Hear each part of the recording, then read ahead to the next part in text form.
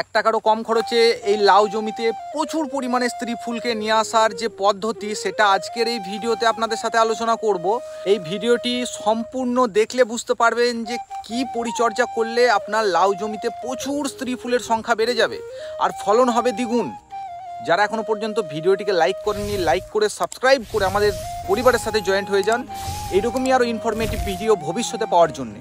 ভারত সহ বাংলাদেশে কিন্তু বিভিন্ন জায়গায় এই লাউ চাষের ব্যাপক একটা প্রচলন রয়েছে, আর থাকবে না বা কেন। এই লাউ চাষের 90% কিন্তু জল, মানে লাউটা ভেতরটা 90% জল থাকে।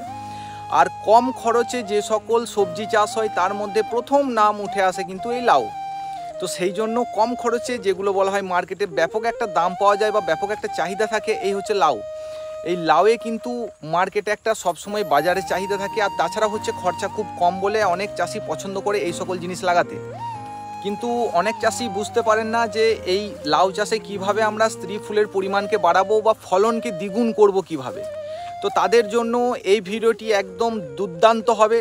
স্ত্রী ফুল আনার দুরকম উপায় বলবো। একটা হচ্ছে একটু খরচা যদি করতে পারেন তাহলে কিন্তু বিরাট একটা আপনার জমিতে স্ত্রী ফুলের সংখ্যা বেড়ে যাবে।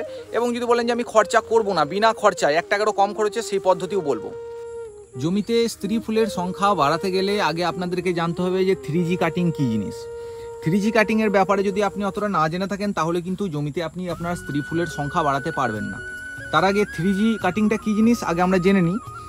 এই যে কোনো লাউয়ের গোড়া, এখান থেকে যে গোড়াটা উঠেছে বা যে লতটা উঠেছে এটা হচ্ছে 1G শাখা। মানে এই যে লতটা গেছে এই উপরে দেখতে পাচ্ছেন এটা হলো 1G শাখা। এই 1G শাখা থেকে যদি সেই 1G শাখার ডগটাকে এভাবে যদি আমরা এখান থেকে কেটে দিতে পারি, এই যে 1G শাখা এই ডগটাকে যদি এখান থেকে এভাবে কেটে দিতে পারি 12 থেকে 14 পাতা হওয়ার পরে, তাহলে কিন্তু এখানে আপনার 2G শাখা বের হবে। মানে আপনাকে একটা উদাহরণস্বরূপ দেখাই। এই যে দেখুন 1G শাখা, 1G শাখা থেকে এটা বেরিয়েছে 2G শাখা। এই যে এই শাখাটা এটা হলো 2G শাখা, ঠিক আছে। এবং এই 2G শাখাটাকে যদি কাটেন তাহলে এই 2G শাখাটা হয়ে যাবে আপনার, এখান থেকে বেরোবে 3G শাখা। এই 3G শাখায় সবচেয়ে বেশি আপনার স্ত্রী ফুল থাকে। আর যে 1G শাখা বেরিয়েছে 1G শাখায় 90% থাকে পুরুষ ফুল। আপনাকে যদি দেখানো যায় এখানে দেখলে বুঝতে পারবেন যত কিন্তু 1G শাখাগুলো রয়েছে এখানে প্রত্যেকটাতে কিন্তু পুরুষ ফুল। এই দেখুন এখানে 1G শাখার পুরুষ ফুল, 1G শাখা এটাও পুরুষ ফুল। এখানেও যদি দেখানো যায় এটাও কিন্তু পুরুষ ফুলে এসে দাঁড়িয়েছে, এটাও যেটা হতে যাচ্ছে এখন এটাও কিন্তু পুরুষ ফুল, কারণ এটা 1G শাখা। 1G শাখা থেকে যখন 2G শাখা এই দেখুন বেরিয়েছে, এটা 1G শাখা থেকে 2G শাখা বেরিয়েছে, এখানে দেখুন এটা হচ্ছে একটা লেডিস ফুল এসছে বা স্ত্রী ফুল এসছে। এবং এখানে যেগুলো হচ্ছে এগুলো কিন্তু 2-1টা করে পুরুষ ফুল। মানে 2G শাখায় বলতে পারেন যে 70% থাকে, 70 থেকে 60% থাকে পুরুষ ফুল, বাকি 30 to 40% থাকে কিন্তু স্ত্রী ফুল। এবং 3G শাখাতে এই শাখাটা কাটিয়ে যখন আপনি আরেকটা শাখা বার করাবেন, মানে 3G শাখা বার করাবেন, সেটা যদি 12 থেকে 14 পাতা হয় সেখানে আপনি লক্ষ্য করতে পারবেন যে প্রায় পুরুষ ফুলের সংখ্যা কমে নেমেছে 35 থেকে 40%, বাকি 60% কিন্তু স্ত্রী ফুল সেখানের মধ্যে তার মধ্যে ধরেছে। আশা করছি সবাই ব্যাপারটা বুঝতে পেরেছেন। তবু আরেকবার বুঝিয়ে দিচ্ছি। এই যে 1G শাখাটা এটা রয়েছে, 1G শাখার ডগটাকে কেটে দিলে বের হবে 2G শাখা, এবং 2G শাখার ডগটাকে কেটে দিলে বের হবে 3G শাখা, এবং 3G শাখার ডগটাকে কেটে যে ডগটা ছাড়বে বা যেই শাখাটা ছাড়বে সেটা হবে 3G কাটিং। বুঝতে পারলাম আশা করছি।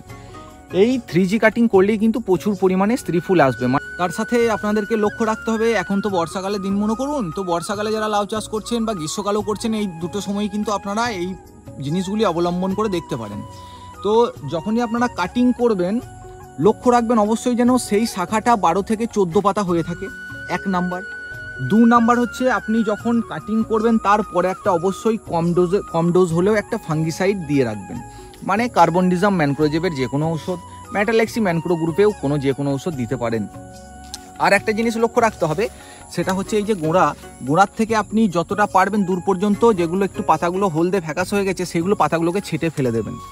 এবং সময় সময় পিজিআর মানে মোভোমিন অ্যাডিস কোম্পানির, না হলে আপনার পিআই কোম্পানির বায়োভিটা এক্স, এগুলো কিন্তু সময় সময় ব্যবহার করবেন। তাহলে কিন্তু মাইক্রোনিউট্রিয়েন্টের ঘাটতির কারণে এই যে লাউ দেখছেন এই লাউগুলো ব্যান্ড হবে না। লাউগুলো অনেক সময় বেঁকে যায় না, বোতলের মতো হয়ে যায় বা অন্যান্য সরু মোটা এরকম হয়ে একটা সমস্যা হয়ে থাকে। তো এই সমস্যাগুলো ভবিষ্যতে আসবে না পিজিআর যদি প্রত্যেক 12 দিন 14 দিন পর একবার করে স্প্রে করতে পারেন। আর তাছাড়া যে সকল চাষি ভাইরা বলছেন যে আমরা এতটা খাটতে পারবো না আপনার জমির ওপরে, আমরা এতটা পরিশ্রমী করব না, আমাদের টাকা লাগুক কিন্তু আমার স্ত্রী ফুল প্রচুর চাই, সেক্ষেত্রে বলছি যদি দেখুন কাটিং করতে পারেন তাহলে তো খুবই ভালো কথা, আর যদি কাটিং করতে না পারছেন তাহলে সেখানে লিভিক্স কোম্পানির বুস্টার 1 বলে একটা প্রোডাক্ট আছে, প্রত্যেক 1 লিটার জলে 1 ml করে। বাংলাদেশেও হয়তো পেয়ে যাবেন, আপনারা একটু লক্ষ্য রাখবেন। লিভিক্স বলে একটা কোম্পানি আছে, ওখানে বুস্টার 1 বলে যে প্রোডাক্টটি আছে লাউয়ের জন্য স্পেশাল, সেটা প্রত্যেক 1 লিটার জলে 1 গ্রাম মানে 1 ml করে মিশিয়ে যদি আপনি স্প্রে করতে পারেন আপনার জমিতে, তাহলে কিন্তু তাও কিন্তু প্রচুর আপনার স্ত্রী ফুলের সংখ্যা বেড়ে যাবে। বুস্টার 1 স্প্রে করার সময়ে মাথায় রাখবেন কিন্তু এইগুলি কোনো রকম ফাঙ্গিসাইড বা আপনার ইনসেকটিসাইডের সাথে কিন্তু মিশিয়ে স্প্রে করবেন না। সিঙ্গেল এই লিভিক্সের বুস্টার 1টাই স্প্রে করবেন।